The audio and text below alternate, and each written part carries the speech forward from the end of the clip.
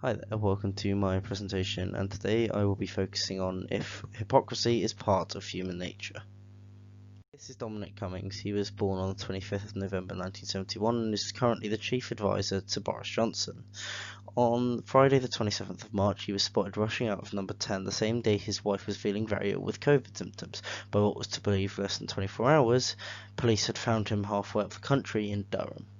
When interviewed by the BBC about this, he stated, "I was worried that if my wife and I were both seriously ill, possibly hospitalised, there was nobody in London we could reasonably ask to look after our child." This was a complete contradiction of everything he had been saying for the past month, as he had been telling people to stay indoors, however decided not to stay indoors himself. I now look back to the origin of being a hypocrite all the way in ancient Greece. A section from the article "Are We All Hypocrites?" by Susie Fararello states that it was actually a job, that they were simply actors who on a stage had to pick the right words and the right tones to give shape to a writer's fantasy.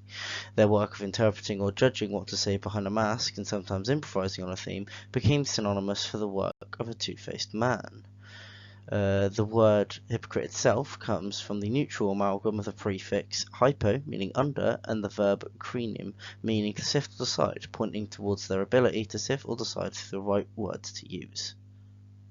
The hypocrite, however, in real life is more now to be seen as someone that lies and cheats the rules that they set, and this is because of the politicians and the people that always in the spotlight to the media and everything like that, and that's because our primary focus is always on them. However, when you actually look back, it's someone who undergoes a clash with their own personality and their own morals. With the amount of different characteristics that we have as humans, this is always bound to happen.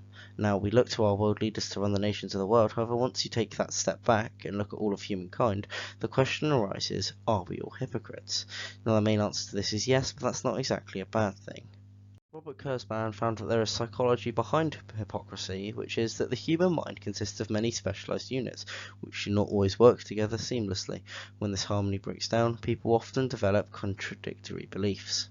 In summary, I believe that Dominic Cummings was definitely a hypocrite. Not only he had spent the entire previous month telling people to stay indoors, however he had told people to stay self-isolated if they were exposed to COVID symptoms, which he did not.